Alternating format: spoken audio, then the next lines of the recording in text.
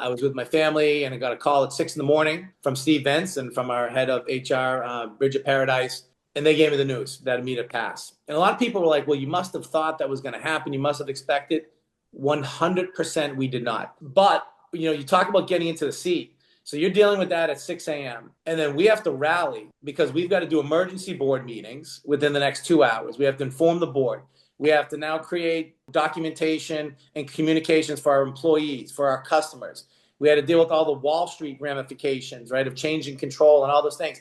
So you go from this super emotional, finding out one of your close friends and boss has passed, and literally 2.5 hours later, you are on board calls, on vacation, putting together all of these very big decisions and all of these big critical events that need to cascade out before word, got out that he had passed. Welcome to the Revenue Builders Podcast, a weekly show featuring B2B sales leaders and executives. Hosted by 5-time CRO John McMahon and Force Management co-founder John Kaplan, the show takes guests in the barrel, behind the scenes with the people who've been there, done that, and seen the results. Revenue Builders covers best practices for scaling and growing your business while sharing the pitfalls to avoid. Most CEOs come up through product or through finance. Today's guest got the job because of how he sells. Mark Thurmond is co-CEO of Tenable, and this is his second time on Revenue Builders. Since we last had Mark on, a lot has changed. In April of 2025, after Tenable's longtime CEO passed away during treatment for cancer, Mark and CFO Steve Vintz went to the board together and asked to run the company jointly. And they've been doing it ever since, splitting responsibility, staying aligned, and keeping a public company moving through one of the hardest and most difficult transitions a leadership team could face. He's also been leading Tenable through a bigger shift from the gold standard in vulnerability management to the leader in something new, exposure management. That's not a rebrand. That's asking a massive install base to buy a platform instead of a product in a category Tenable is trying to define in real time, while AI reshapes what customers expect. Today, we're talking about the rep to CEO climb, stepping into the seat during an incredibly hard moment, what he learned from mentors like Joe Tucci about influence versus command and control, how he and Steve actually run Tenable together, and where he thinks enterprise selling is headed in the AI era. This is Mark Thurmond, co-CEO of Tenable. So Mark, one of the great things that we love about you is your journey from rep to CEO. It's just an incredible arc, and living that with you over the past several decades has just been amazing. But when you look back at that arc, are there some moments that you lived through that you recognize them as pivotal, but only later? Yeah, I mean, there's a bunch of them, but a few of them, and really a couple of them really stick out. I think first and foremost, and you and I have talked a bit about this, is having that opportunity early in the career to have that international experience, right? So you look at the time that I was able to spend in Asia for a few years and then live in Germany and Munich for a couple of years, and being able to have a lot of roles where I spend an enormous amount of time overseas. And now as you progress through your career and you go in from rep and then up to RD, second, third line management, and then to COO and now CEO, being able to have an appreciation and understand how international markets work, how cultures are different and how you need to support them and support your people, the different languages, the intricacies that need to happen, say in Asia versus EMEA versus the US versus Latin America. So that, I think, is a true, very big building block of my career. So that is one. The second one is actually not a good situation.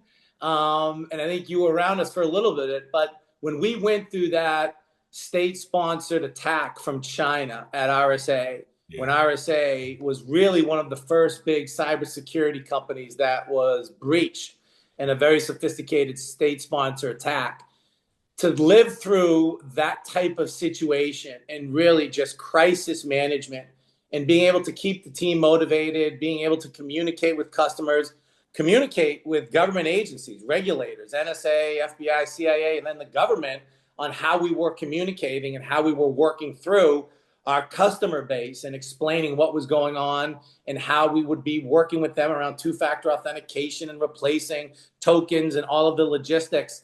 And that was a 1-year process. And arguably, you talk to anyone that went through it, through RSA, and everyone brings it up as one of the most instrumental times of their career where you truly understood what pressure was, right? But then you rally. And, as you know, we ended up coming out of that situation, growing faster, hitting all the different financial metrics that we needed to hit within EMC, used it as kind of an executive platform to talk to executives, CIOs, and CISOs about what a advanced persistent threat really is and how you need to rally when you are attacked and breached. So that really, I use that as my crisis management 101. When certain situations in the back of my mind, I'm like, hey man, if you live through that, you can live through anything. And I think that was another big kind of critical event that you could say happened in my career. That's a little bit of a building block. What was amazing about that was how fast you guys mobilized. I remember Castignola,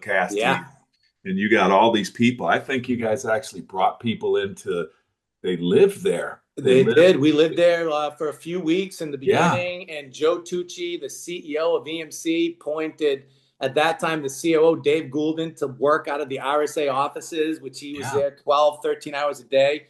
And we really did. We converted all of our inside sellers into folks that would talk to customers about what took place.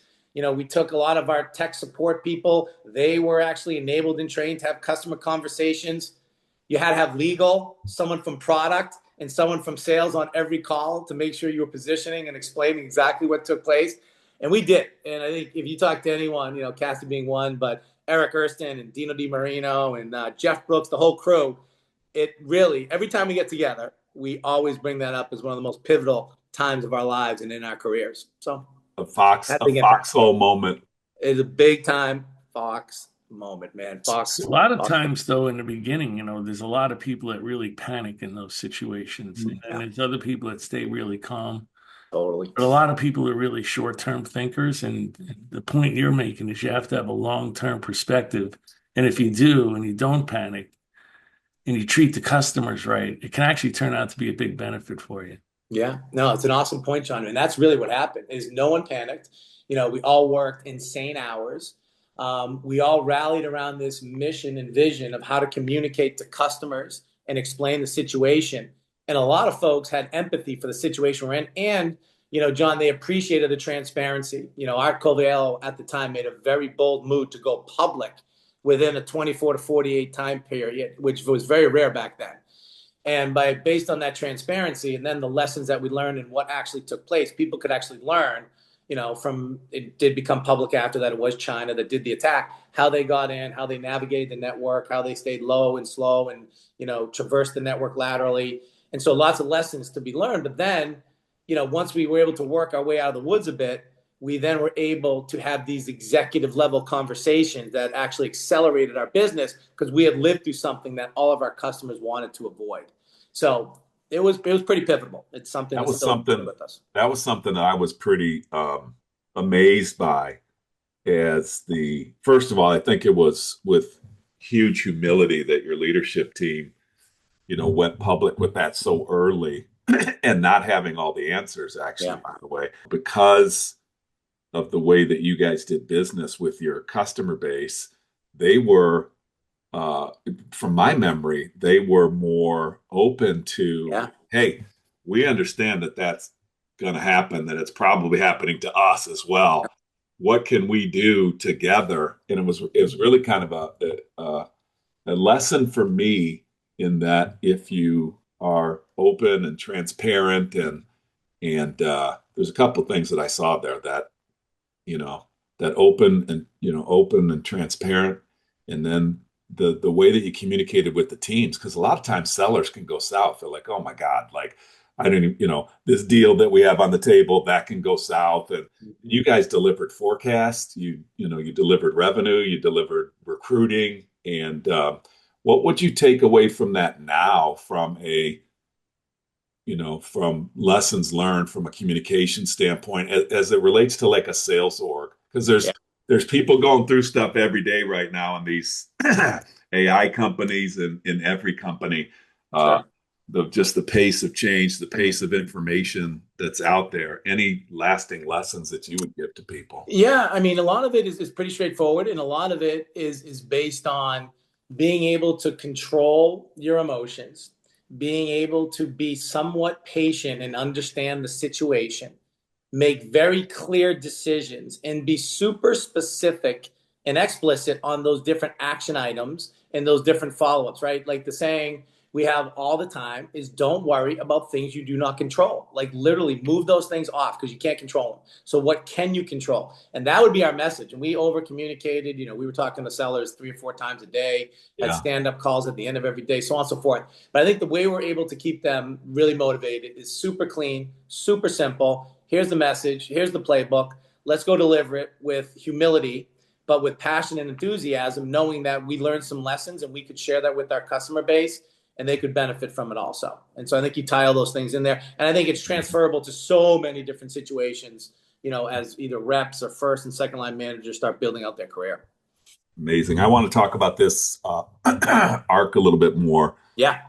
Airborne Express, Abbott, PTC, EMC, RSA, Turbonomic, Tenable. You're swinging for the fences. You're going through the rep phases, the leadership phases. You talked about an Asia stint in there. As you got your head down, you've got the advantage now of being able to look back. For people that are listening and they've got their head down and like navigating opportunities, whether to go to Asia or not, or whether to go to Europe or not, or whether to take that opportunity or not. What lessons have you learned as you climbed up the ladder when you look back at those pivotal times of decision making to figure out what's the next company, what's the next opportunity? What advice do you have for the people that are out there listening, wondering, do I have an arc to go from Yeah. seller to CEO? Yeah, absolutely. I think the one thing when I look back at my career and I talk to folks about my career, the one thing I tell a lot of folks, especially younger folks, is I didn't have this documented plan and documented timeline to become a publicly traded CEO, of a cybersecurity company. It really was, and I think it's one of the things I can do. There's not many things I can do really well. One thing I can do really well is focus and just stay in the moment and know exactly kind of what the mission is. What do I need to be successful? Who do I need to work with and communicate and bring, together with me to go achieve the goals? And a lot of the times when I got promoted or when I moved to different roles within different companies, and they were always for bigger roles and bigger opportunities, it was because I had executed in some way, shape, or form in the past role, whatever it was. And so I tell a lot of people is don't get caught up in saying, I've got to be at this certain level by this certain time period with this certain salary, with this much equity. I am like, focus on the moment, focus on execution. And if you are one of the number one, number two, number three, or top, 5% performers, opportunities are going to come to you, right? They're going to find you either internally within the company you're at or externally, folks are going to seek you out.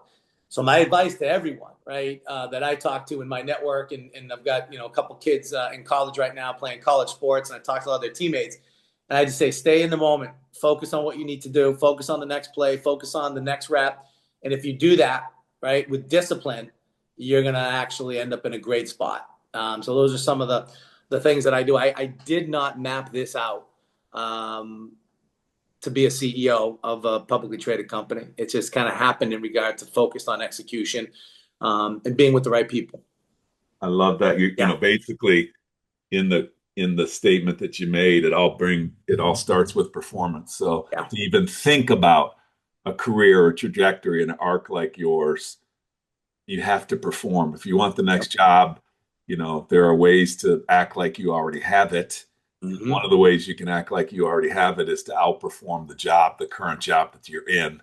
And that can't get lost in any of the messaging that we do. You performed at every single level. The other thing you did, and whether you did it consciously or not, you were not only performing, but you were gathering followers. Like when I think about all those places where you moved, Johnny's a great example of that as well. is that you are gathering followers. Are you aware of that as you're going through your career, or how does that play out? Yeah, it plays out, well, you get to see the result when you do make a move or do go to another company. You can actually very simply look at all the different people that you would want to reach out to, that you would want to communicate, and you would want to work with again. And as I made these different moves, there would always be a core group of people that I would reach out to and say, hey, listen, I've got this opportunity. I think it's going to be great. Let me kind of walk you through it. But then I really flip it to them and say, here's why I think it's great for you, right? Here's why I think this is going to be an amazing opportunity for you and your career, right? And when you're able to look at these opportunities, evaluate them correctly, and then be able to build your team and have your following, to me, that's a great sign of a phenomenal leader. We all know this, it's super basic, but one of the biggest telltales of hiring the wrong person is once they've been in the seat for 3, 6, 9 months, they don't have anyone from their past companies that have joined them. That to me is like a massive red flag. Like, we might have hired the wrong person if Yes. they don't do that, right? We've got examples. We just actually just brought in Dino DiMarino as our new CRO. Congratulations. Yeah, total rock star. But you look at Dino being on board 120 days, he's already brought in 4 or 5 people from his network, right? A lot of the folks that we've brought on board and retooled our executive staff have all brought in people, whether it's in product, whether it's in finance, whether it's in human resources. That to me is one of the biggest telltales of a phenomenal leader. And all you got to do is look at John McMahon right there and look at all the companies that he's been involved in and all the different people that follow John, whether he's on the board or whether he was running it day to day. That's it. That to me is one of the biggest things for a phenomenal leader as a grade. What I wanted to add to what Mark was saying is, like, for me, and some of it's built into what he's saying, is you have to put yourself in learning and developing situations constantly. It's the times when I've left companies is when I feel like I'm not growing anymore. Yep. And when I'm not growing, I kind of get bored. And in a funny way, I like to put myself in situations where I'm comfortable being uncomfortable. Yeah, absolutely. And that's where the growth is. That's where as Johnny, as you always say, the learning is in the struggle. That's where the learning is. That's where the struggle is. That's where you have to learn how to be comfortable in uncomfortable situations, because that's where you grow. Without a The doubt. other thing too is everybody always asks me, like, who's your mentor? I'm like, I don't really have a mentor. Like, everybody to me is a mentor. So no matter what level they ever were at or who they were, I was always listening to what they said. And if they said something or they had a certain skill set, I always thought, wow, that's really interesting. Like, I need to incorporate that into what I do. Mm-hmm. So think of the fact that you can always learn from everybody around you if you have that mindset. And that developing mindset, for what Mark said, is that's what's going to get you to the next level. And, Mark, with the internet going international and dealing with the crisis, those were all learning and developing situations. He didn't run away from them. He was very tried to be as uncomfortable as possible. Yeah, no question. Uncomfortable. Yeah, and you That's look at really some of the what he's saying. So I want to just, add some No, color. I think it's an awesome point, John. And if you look at, just use myself as the example, you look at some of those roles I ended up moving into, coming out of EMC after 15 years, they were chief operating officer type roles, right? Well, really at EMC, it was such a machine. I was really, even though I had general manager titles and things like that, where I'd learned different aspects of the business, when I left EMC and then went to Qlik, it was running professional services and, running all the renewals business and involved in tech support, and then going to Turbonomic as a COO with even more role responsibility with marketing, and then, going to a public company as a COO, right? Now learning how the street and being able to work with Wall Street, work with all of the different folks that you need to work with in a publicly traded company. Every one of those moves, it was a really big challenge, but that honestly, the money was second. It's like, if I can learn something and I can benefit and I think I can impact this org a little bit, that was always the compelling reason for me to kind of make those jumps. And they were with people, especially when the Turbonomic and with Tenable, folks that I knew, right, and a network that I knew. So I want to just summarize a couple of things that I heard from both of you, which I think are really, really important. You have to have performance to even have any kind of arc at all.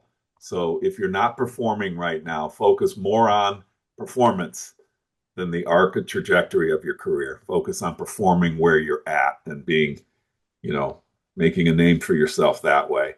Also, building, I think it is a big red flag when leaders, you won't have an arc like this if you have not built a relationships and a communication path and style that would get others to want to join you and follow you, just like they would show up in a crisis like you guys had early on in that RSA situation.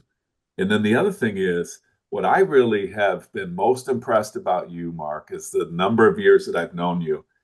Invariably, I talk to you at least once a year where you will ask me a question for feedback. Yeah. You'll say, hey, based upon what we're talking about, how do you think we're doing against that or XYZ or ABC? And you're constantly, I've never talked to you where you thought like you got it all buttoned up and you got it written down and you just running a playbook. Yeah.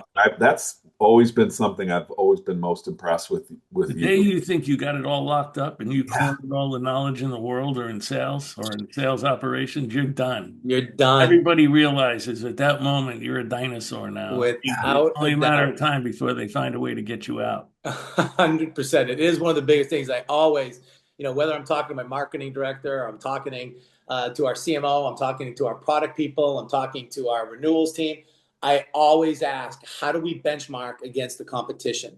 Who is first in class and how are we competing and how are we going against them? I always want that third party validation and I want that stack ranking because to me, simplistically, right, there's all sorts of creative ways to get better.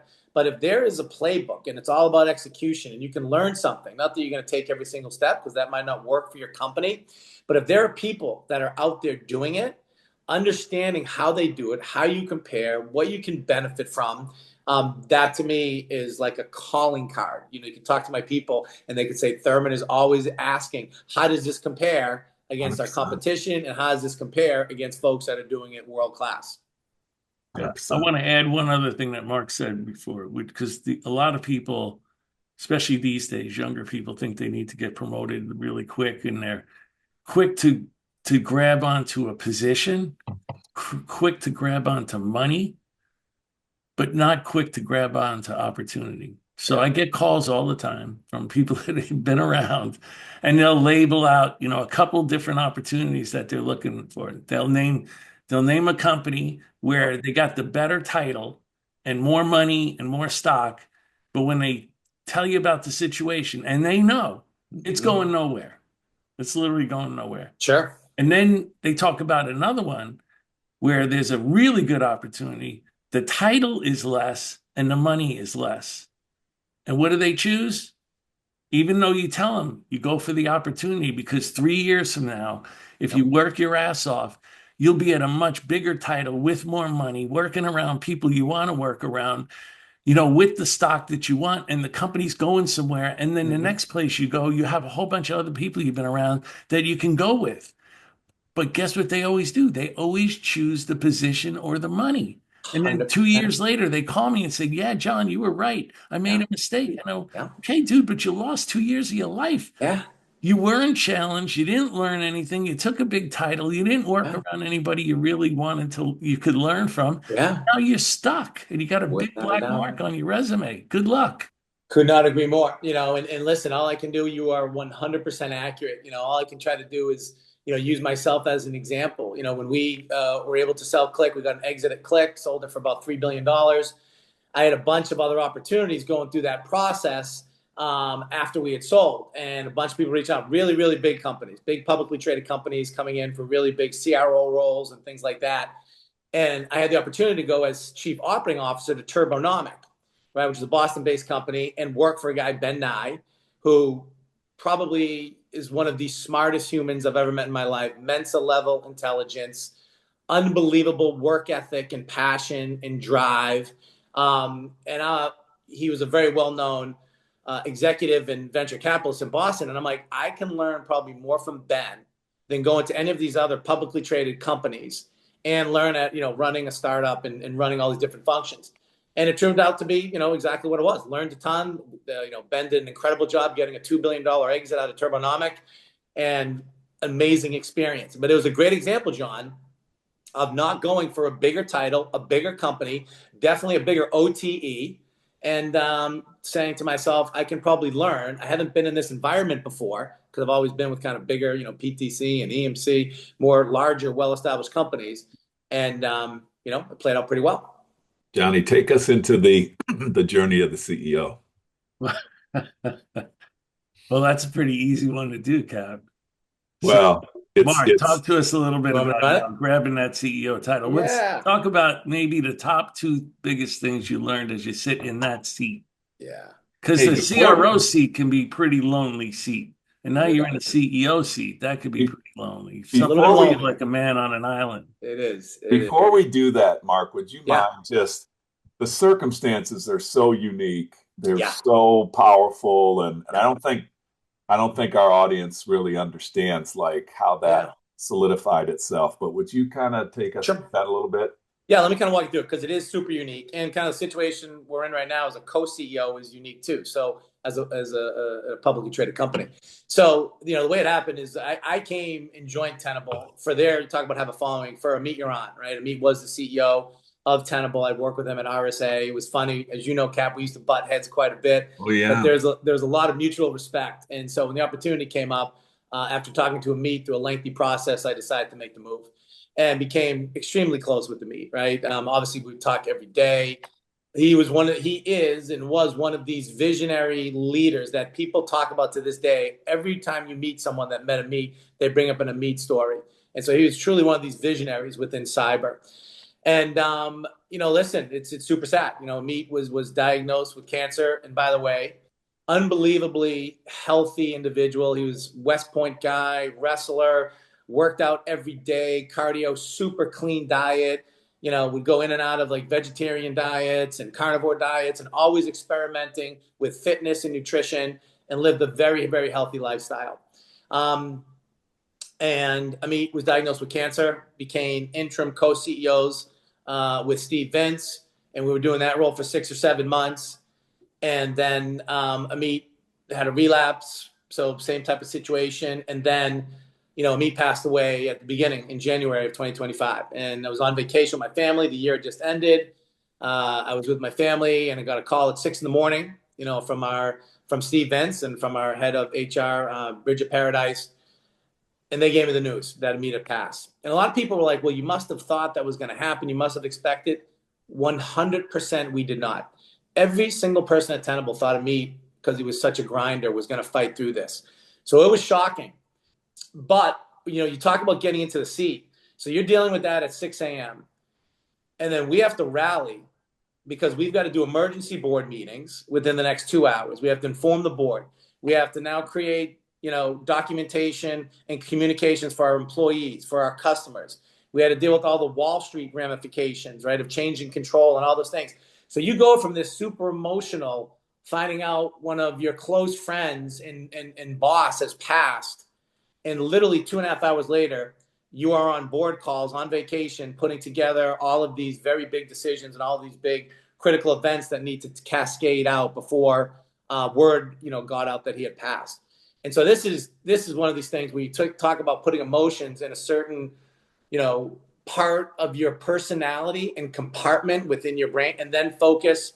And as much as you're grieving, you've got to focus on the mission. You've got to focus. You got 2,000 plus employees. You got 44,000 customers. You have to start executing and just have that switch go automatically on, and avoid the brutalness of the situation, because you got to run the business and you got to keep this thing moving forward. And so super rare the way it happened, obviously. We all love to meet with such passion and enthusiasm. He was a true visionary and just an awesome guy. But Steve and I then, as being co-CEOs of Tenable, kind of unique. We both were talking to each other, both looked at each other and said, hey man, we've been co-CEOs for 6 or 7 months. We know how to run this business. We've helped build this new exposure management strategy. We can run this together. And neither of us wanted to stay if a new guy came on board and had to retool everything.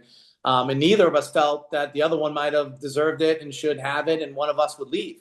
So we actually approached the board. This is kind of unique. We approached the board together and said, hey, we think we can run this business at an unbelievably high level as co-CEOs.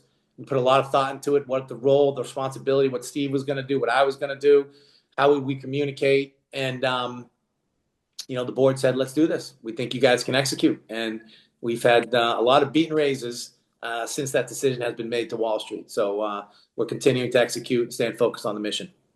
Yeah, so your international experience, your crisis management at RSA, a lot of that stuff came back 100.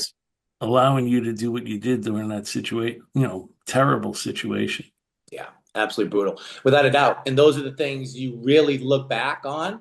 And some of that, John, you don't even realize when you're in it. It feels like it just becomes part of your DNA. It's just kind of who you are now as you've kind of grown in your career, and you just kind of fall right into it. You know what the right thing is that has to happen. And your execution mindset just kind of overtakes and says, all right, here's what we got to do. Company always comes first. And so if the company always comes first, what are the things we need to do to execute? And then, put your emotions at the side. Eventually, you got to check into your emotional side and understand and grieve. But at that time and continuing, we needed to drive the business and make a lot of changes in the business and execute even at a higher level. But that's really where our mindset went. And that's kind of what Steve and I have been able to do as co-CEOs of Tenable. Yeah. Now let's talk about something that's close to me and Yeah. I know close to you. Talk about whether or not I know you've always been a health nut, a little bit like me. Yeah. But talk about whether or not that made you think even more about being healthy and watching what you do in your life with respect to health. Yeah, no, first, I love that you actually brought this question up because it did change quite drastically. And as you said, always been into fitness, always been working out, so on and so forth. Relatively clean diet, cheat a little bit here and there, but overall, fitness has always played a big role in my mental makeup, right? Making sure that I'm in a good mental place and making sure I get my workouts done in the morning. And when I land into a city, I tell my team if I'm coming in on a red eye, I'm working out before I go on my first meeting.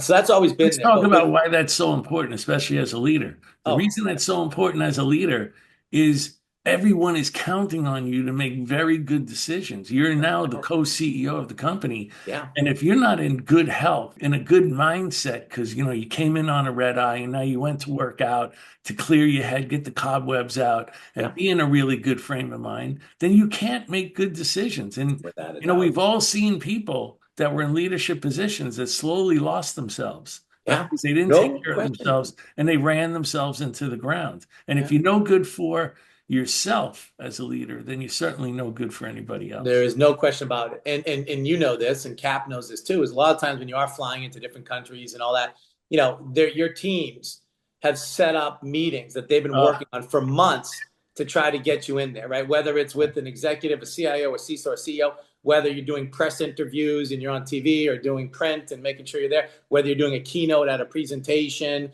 whatever it is, when you get to kind of that C level in regard to being a CEO and a CRO and a COO, the work that goes into these trips is amazing.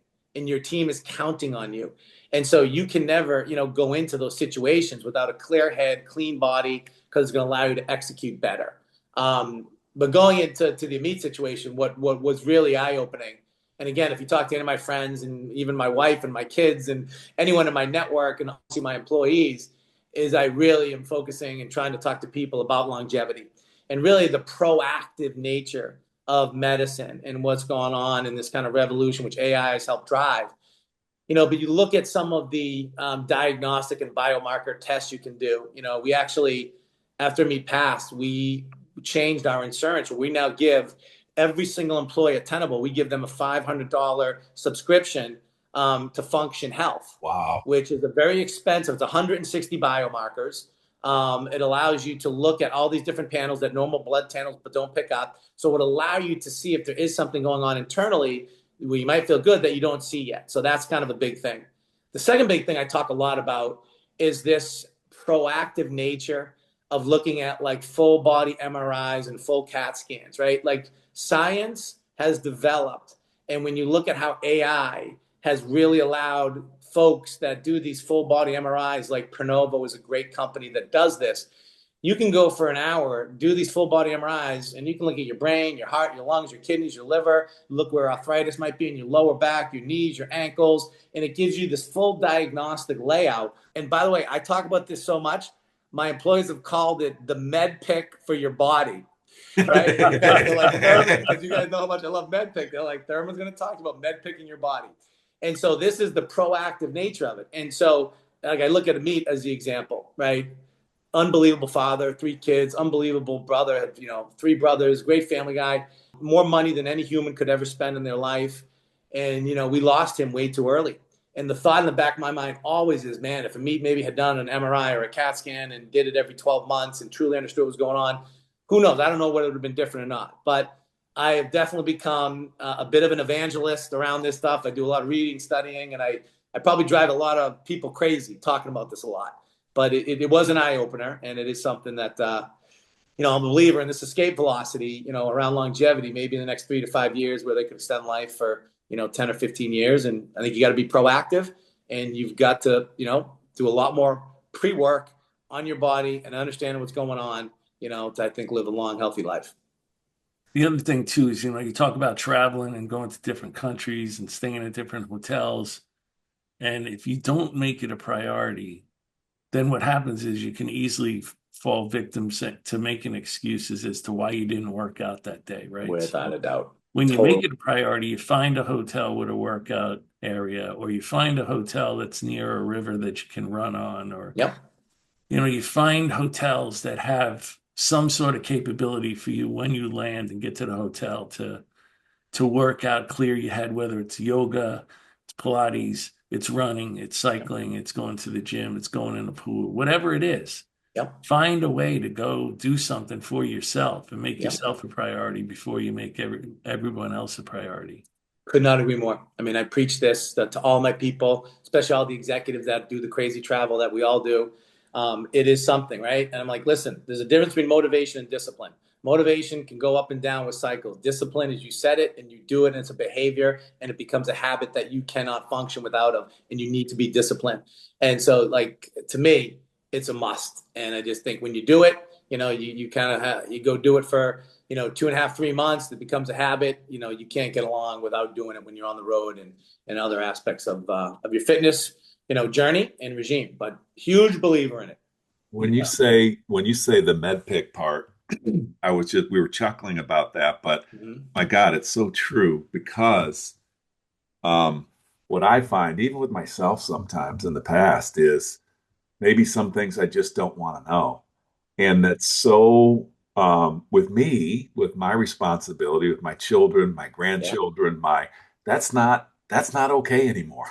Like, a lot of people are counting on me, and for me, it's more of the mental part of, it's okay not to know, but it's not okay not to be doing anything about it. And I find that the older I get, the more I have to call on my response to whatever I find out. Because the older I get, crap is falling apart.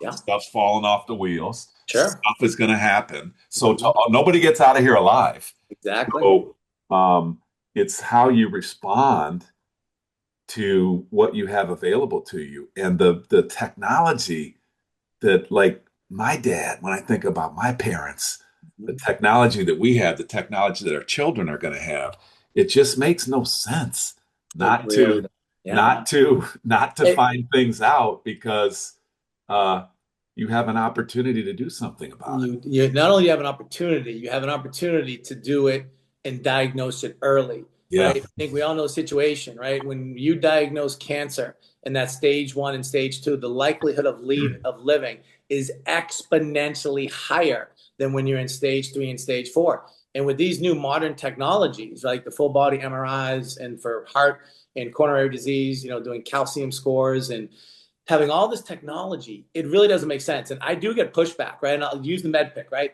It's like a rep not wanting to ask a tough question of a champion, or not asking, hey, is there really budget? And who's my competition? Because I don't want to get the answer. Yeah. I did the same thing. It's like, well, Thurmond, I'm not sure I really want to know. And I'm like, bullshit. You absolutely want to know, because if you know, you can fight it, you can correct it, you can take all these steps.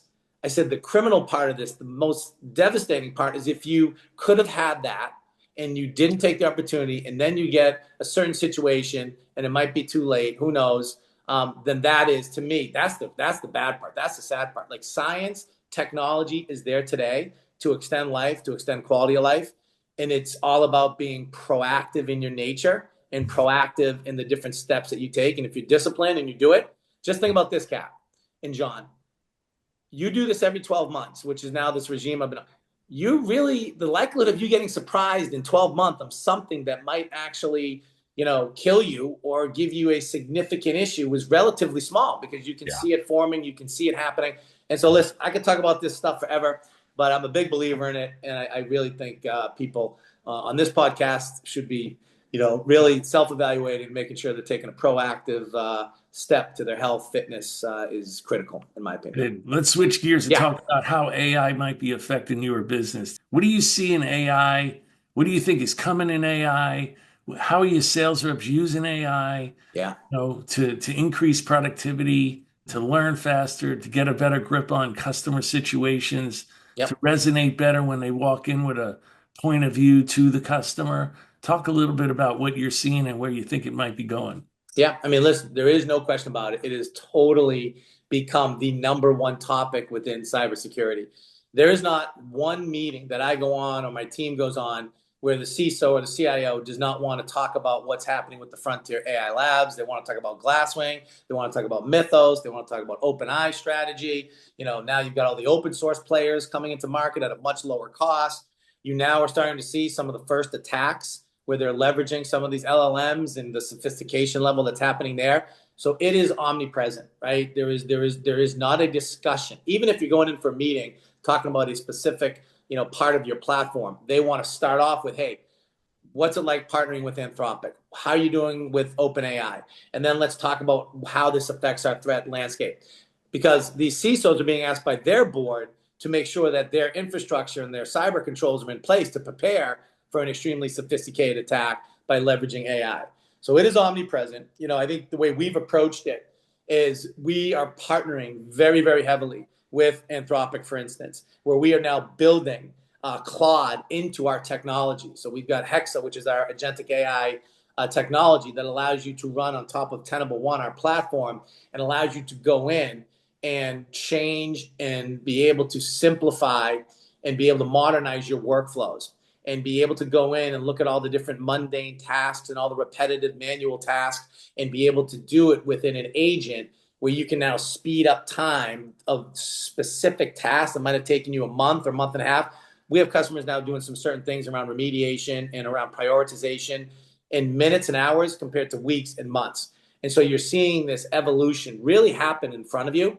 And I think the cybersecurity, and more broadly, I think the technology sector, specifically SaaS, it's going to be the companies that partner and innovate with some of these models and with their own AI that are going to be able to build value, going to be able to separate themselves. And the ones that don't, and they say, oh, this really isn't going to happen. This is something that's, going to kind of spin themselves out. They're not going to be real subject matter experts from my domain. I know more about it than these different models. Those are the ones that are at risk. If you are not building and innovating and building your code and developing, your solutions with these AI technologies, I truly think you're going to have some issues. For us at Tenable, we've seen it as an accelerator in regard to our conversations, and what we're seeing in the marketplace right now, and the partnerships we've been able to actually build pretty quick, especially with Anthropic and OpenAI. I think are going to pay off, down the road for us. Where are you seeing that your sales reps are using it the most? So for sales reps, what we see right now, and I talk to a lot of my peers, just like you guys are connected, talk to a lot of folks, where we are getting the biggest leverage out of it is really kind of on that back end. So think of things like sales operations, getting quotes done. Think of how we're analyzing and looking at the historical data around forecasting and trending.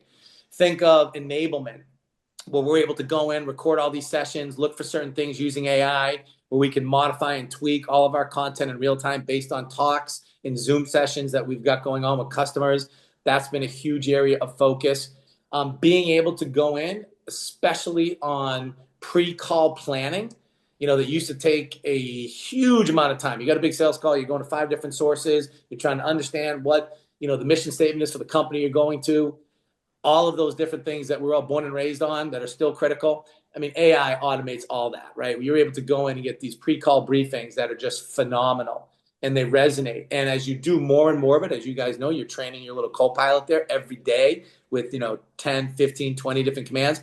These things are just amazing. And we are seeing really significant productivity gains on the sales side of the house, especially for the reps that are really kind of thinking as AI as an enhancement and as a co-pilot. They're driving higher levels of productivity, freeing up, non-face time with customers. We want our guys out there doing 7 to 8 face-to-face sales calls, doing a 10 to 15 Zoom calls. We've got very high expectations in regard to activity. Being able to free up, 15, 20, 25% of their week by using AI is phenomenal. And I think you're going to continue to see those type of massive productivity gains, for years to come. And we're just in the early stages. There's so many more things, that not just Tenable, but I think our industry is going to tackle using AI, is going to be pretty cool. A lot of What top about the always were, doing a really good job before they went into an account, getting the point of view of the bringing a point of view to the customer because they truly did their homework on the customer. And that took a lot of time, to your point. Yeah. But now even the lazy sales reps with AI can do that pretty quickly, right? I mean, Without a doubt. it used to be maybe 20% of your, 25% of your sales force is Yeah. going in with a very informed point of view to the customer where they could challenge the customer. And now, if they're not using those tools, I mean, it's pretty stupid. And as you know, John, because it's not just the reps that, doing, and you're right, but when you're talking to customers, they are so much more educated when you're meeting with them because they're doing the same thing you're doing, right? When you're going on a big meeting and they're doing kind of a summary of Tenable and, whatever differentiators, what's going on with Tenable One, the platform, how is it separating itself from the pack with exposure management. So when you go on these calls, I mean, these CISOs and CIOs are wired. They know exactly what the issues and challenges are within the industry. They know what questions they want to ask. And so if you're not doing that legwork and homework, which is pretty damn easy, you are going to be at a significant disadvantage in front of that customer. So without a doubt. Yeah. What about the vulnerability? Like you guys are vulnerability and exposure management. And, for the last couple of years, I've had my eye on the cybersecurity industry and its coexistence and its partnerships in AI. What are some of the things that maybe you could debug or take the mystification out of it of, those companies that are worried about their own vulnerability, their own trade secrets, their own sovereignty when they interact with this world of AI? Like, what advice do you have for those companies? Yeah, I mean, listen, it is, first off, it's happening and those conversations are actually taking place today. It is still pretty interesting that everyone is still asking the questions and there isn't this 100% clean roadmap and playbook for every company. So a lot of the meetings I go on, the first 15, 20 minutes is the CISO saying, hey, here's what we're doing with Anthropic. We're now part of Glasswing. Here's what we saw when we ran it internally, against our code. Here are some of the things, the good things. Here's some things that didn't make a lot of sense. What are you seeing? What are your peer group saying? So there's still a lot of that. I think, and that will continue to play out, but I think people are getting better and better, and those questions are getting answered quicker because I do think Anthropic, OpenAI, and the other players are responding quicker and giving more insight, and they're opening up their aperture where they're now communicating with more customers and being more transparent, working with the government, the U.S. government, to open up and communicate better. But I do think, what you're going to see, especially when you look at customers within cybersecurity, as I kind of said before, to me, the way I view it is looking at like OpenAI and Anthropic.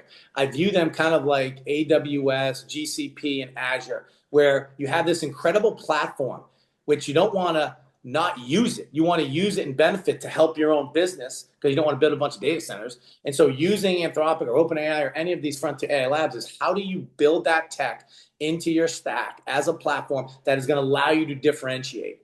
And that to me is unbelievably critical and important, as I said.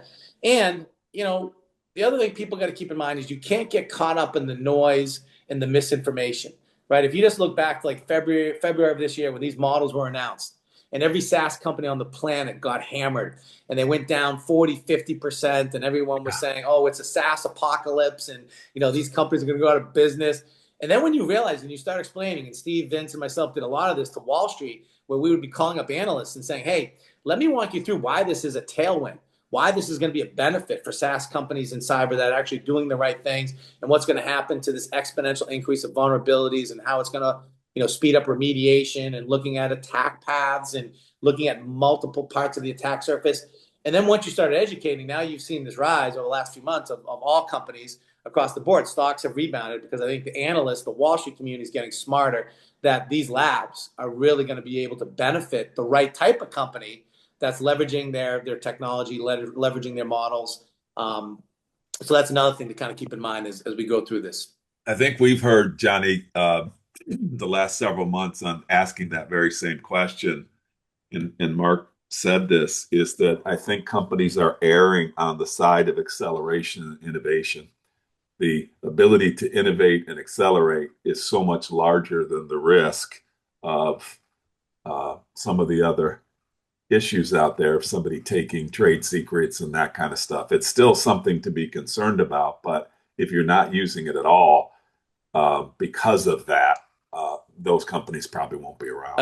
I couldn't agree more, because here's what you got to think about, Cap, is the bad guy, especially like in the industry I'm in, cybersecurity. It might be different for infrastructure and other players, but what we do at Tenable and with cybersecurity is you have to use this because the bad guys are going to. And by the way, they have no governance committees. They have no data loss prevention rules. They have no board that they need to report how they're doing. They will use these tools, these technologies, any way they possibly can to get ransomware attacks going, get breaches going, and disrupt governments and businesses. And so you have to be on the cutting edge. You have to understand how to leverage it and use it. Have your mindset of how would an adversary want to use one of these models, or an open source model, or something coming out of China.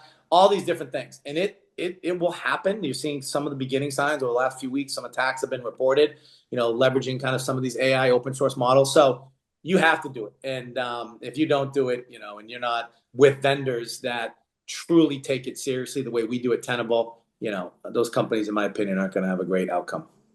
Speaking of that SaaS apocalypse, one of the things, that I've been so impressed with you and your company is, like, people talk about creating, like, category creation. People talk about it and they'll be like, well, we're going to move from a product to a platform, but you guys actually did it. Yeah. And can you just, because everybody's having to do it now, what are your words of wisdom for those that are moving from product to platform? Some of the things that you have learned, and some of the heads up that you would give to our listeners, because people can talk about it, but it's pulling it off is another story. Yeah, no question about it. And we've done this transition. People can look at the last 3 or 4 quarters, the percentage of our business now coming from Tenable One, which is our platform, and it's been pretty phenomenal. And a few kind of lessons I can give really, really quick is, one, it is a true company-wide initiative, right? You can't just sit there and be myopically focused on sales and say, I'm going to change these 2 things in sales. No, it is literally, and this is what Steve and I message every single day. We just had our QBRs last week, and we hammered this point. It's every group in the Tenable. So it's getting product aligned, making sure they're building and developing the platform the way it needs to be. It's getting that marketing message, right? Meg O'Leary, our CMO, did an incredible job literally rebranding Tenable, working on creating the exposure management category, where we're now number 1, not in the top up right, but number 1 in Gartner, IDC, and Forrester in the exposure management category. So marketing has to do their part, right? You then look at finance. We're going to be billing and charging and pricing and packaging differently. So finance needs to be on board. The tech support needs to be on board, professional services, and then sales, right? And so then it's like, okay, for sales, you got to be specific, and you really got to the reps. And we did this at sales kickoff meetings where it is all about Tenable One. And you obviously modify your comp plans to drive that behavior, right? You then go in and you work with your different sellers on the enablement and the training. You disincentivize other type things that aren't the right thing for the company long term, like selling an individual product that might be the easy way to get a quick land, but it's not selling the platform, which is going to give you the opportunity to get expansion, and it's the right thing for the customer, most importantly. All of those things are huge contributors. But what I tell folks is that this is by far going from an individual product company or a few different products going to a platform play is a company-wide. You have to be in full sync, and every group needs to be on the same marching orders. That's where, as co-CEOs, Steve and I drill that into every single meeting we go into with every department, and our messaging is clean and pristine, and it matches. So he's saying the same thing I'm saying, vice versa. And I think, Tenable, our employees have done an incredible job responding. And it's pretty cool to see. Yeah, it's fun. No doubt. Well done, buddy. Well done. Yeah. I just want to go back and ask Mark, day to day for your health. I know you're doing the body scans, you're doing the blood tests and getting the biomarkers and all that. Yeah. But day to day, what did you change since Amit's death? Yeah. What one thing did you say, oh, I'm absolutely changing this? Just kind of two things. One, and this is going to sound so trendy, is saunas. I've become a massive believer. I don't do as much cold plunging as all the other people, but I live and die for saunas, and I try to incorporate that 5 or 6 times. It truly, to me, that is a game changer. 5 to 6 times a week myself, brother. Exactly. And it definitely detoxes, cleans it. But to me, the stretching, the mobility things you can do when you're in the sauna, and then the cardiovascular benefits, I think, are awesome. And then the other thing is the diet, right? As I said, and by far it is not a perfect diet by any stretch of the imagination. Still love to have a couple beers and a couple glasses of wine on the weekends. Sure. Still with my kids, I'll go to a tailgate to watch one of their college games, and I'll have, probably some hot dog and something I shouldn't. But I've really stripped out lots of sugars, lots of carbs, try to be that Monday through Friday, super kind of clean diet. The intermittent fasting, kind of eat my first meal right around that 12:30, 1 o'clock time period. Yeah. All of those things that become kind of mainstream. But I'm telling you, they work because I do my blood every few months. And, so far, so a couple things that I can be on top of. You can't argue with that. Yeah. So, Mark, just one last question on this, strength and determination, motivation. Do you think it's more of a sign of McMahon being able to do so many pull-ups or so many toe touches or so many calf raises or whatever the hell else he does on Monday, Friday? Yeah. Or do you think it's old-fashioned, 3 feet apart, lining up and see who wins? Could you just comment on that for me? I mean, listen, as you know, Cap, you and I are 2 knucklehead football players, college football players. So I'm going to have to go with option 2. But here's the deal with McMahon. Here's what I'm hearing with Johnny Mac. Is that he's so obsessed with his golf game now. He's doing every bit of training to manipulate his golf swing. So I think Johnny Mac is doing any and everything to become, which that's the type of guy John McMahon is. He's doing everything he can to go after his golf game. Now, I'm not sure if that's true, John. That's just what the rumor mill has. All right. That's a good rumor mill, but it's not true. So does that mean test of strength, though, is whether or not, like, Cap thinks he's going to line up against me and we're going to go head to head. Like, I said, okay, then go line up against a fucking sumo wrestler. It doesn't matter. Like, but if you can't pull yourself up, without doubt, you can't even do one pull up. I can do one pull up. He can't do. He says he's not strong. By the way, I totally agree. But here's the deal, and you know this, John. I was having some fun on the golf thing, but the number one test for longevity is grip strength. Yes. So if you look at all the different modalities of how to test for longevity, the number one test is grip strength. It shows just core classic strength you have, but then if you get older, if you're going to fall down, you need to grab a railing, you need to do whatever. Grip strength. Or pull yourself up. 100%. Dude, the guy won't get within 3 feet of me, so I can't get a grip on him. So that's next. He has no chance of getting. That's because I'm so fast, dude. It's the bike training. I love it. Hey, buddy, you are amazing. You're an amazing friend. You're an amazing example of excellence. So proud for you and everything you've done in your career and what you're doing at Tenable. It's just amazing, and taking the time to. It's not easy to get you on the podcast, and you taking the time to do that. It's just amazing, dude. We appreciate you tons. Well, listen, I appreciate being with you guys. Love you guys. 2 of my favorite people to be able to spend time with. And listen, this is I love the forum that you guys have built. with the podcast and the message you guys deliver. We have tons of our Tenable people and friends all around the globe that listen to this podcast and take advice, every week, every 2 weeks. So you guys keep jamming, doing what you're doing, and it's much appreciated. And it's awesome seeing you guys.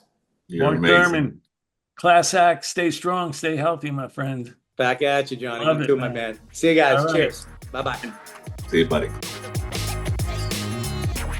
Thanks for listening to today's episode. If you enjoy the content, please subscribe, rate, and review the show to help us reach more people. This show is brought to you by Force Management, where we help companies improve sales performance, executing the growth strategy at the point of sale. Check out forcemanagement.com for more information.